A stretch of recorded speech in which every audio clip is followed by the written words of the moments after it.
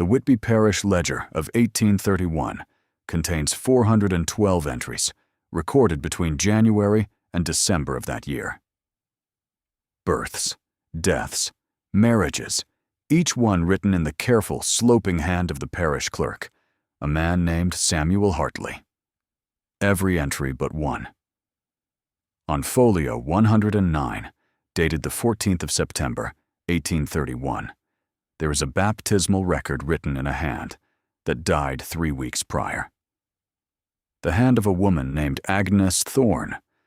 She was buried on the 23rd of August. The parish's own death register confirms it.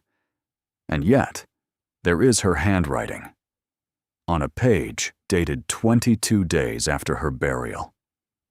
Look at the image before you. A single page from a leather-bound parish ledger, opened flat. The paper is foxed, water-stained along the upper margin. Columns run vertically. Date, name of child, name of parents, officiant. The ink is iron gall, brown with age, consistent across most entries. But roughly 2/3 down the page, one entry breaks the pattern. The script is smaller, tighter. It leans slightly to the left, where Hartley's hand always leaned to the right. This is the entry for the baptism of one Mary Denton, daughter of Thomas and Eliza Denton, dated the 14th of September, 1831. And according to 3 independent analyses conducted between 1847 and 1912, the handwriting belongs to Agnes Thorne. Let us be precise about what we know. Agnes Thorne served as an unofficial assistant to the parish clerk for 11 years. She was not employed by the church. She held no title. But Samuel Hartley's eyesight had been failing since 1824, and Agnes, a spinster of the parish, literate, meticulous, had taken to recording entries on his behalf when his hands shook too badly to hold the pen. The arrangement was well known. The vicar, Reverend John Pelham, noted it in his personal correspondence. A letter to the Bishop of York, dated March 1829, reads, "The clerk is ably assisted by one Agnes Thorne, whose penmanship is, I confess, rather superior to his own." Agnes Thorne died on the 20th of August, 1831. Cause of death was recorded as a fever of the lungs. She was 53 years of age. Her burial on the 23rd of August is documented in the same ledger, in Samuel Hartley's unmistakable, trembling script. He wrote her death entry himself. Now return your eye to the page in the image. Notice how the entry above the Denton baptism, a birth recorded on the 11th of September, is written in Hartley's hand.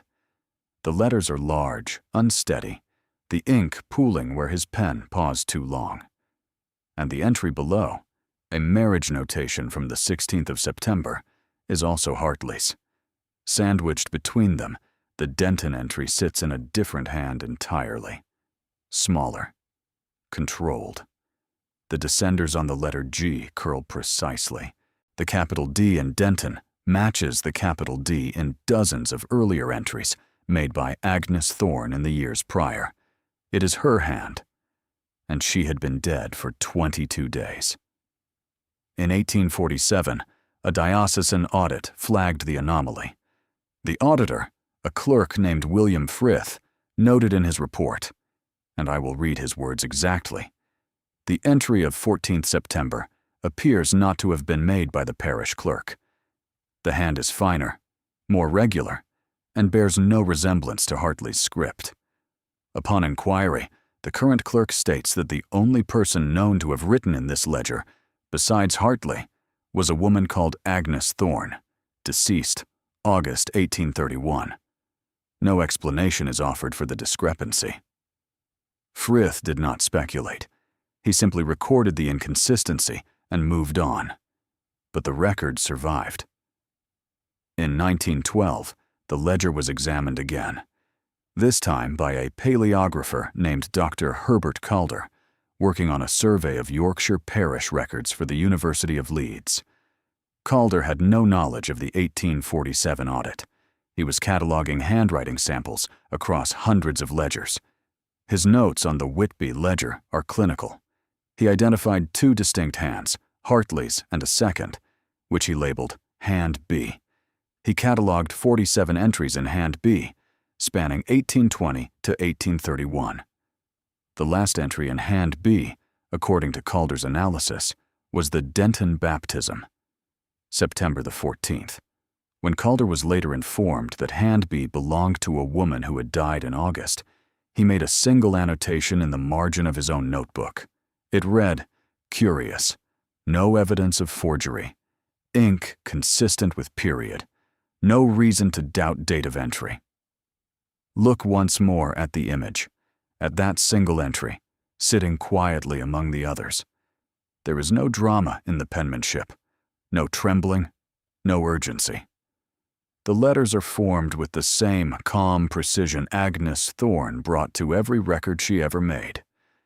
If anything, the hand is steadier than her later entries from the summer of 1831, when she was presumably already ill. There have been attempts at explanation, of course. The simplest is that the entry was pre-written, that Agnes filled in the baptism before her death, and the date was added later. But the ink analysis conducted in 1912 found no variation in the ink across the entry. The date and the text were written at the same time, with the same pen, in the same sitting. Another suggestion is that someone imitated her hand. But Calder's analysis found no hesitation marks, no pen lifts consistent with copying. Whoever wrote that entry did so fluently, from memory, without a model to follow.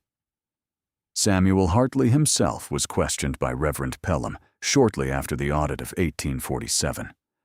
Hartley, by then 81 years old and nearly blind, gave a statement that was recorded in the parish minutes. He said, "I did not write that entry. I do not know who did. I was present in the church on that day, and no one else touched the ledger." He was not asked to elaborate. He died the following winter. The Whitby Parish ledger is now held in the Borthwick Institute for Archives in York. The page is preserved under glass. Folio 109. You're looking at it now. A single entry in a dead woman's hand, written 3 weeks after she was buried in the churchyard, less than 40 feet from where the ledger sat. The ink has not faded. The letters have not smudged. The hand is steady. No one has ever explained who wrote the baptism of Mary Denton on the 14th of September, 1831. If you have a theory, any theory, leave it below. Because in 200 years, no one else has managed one.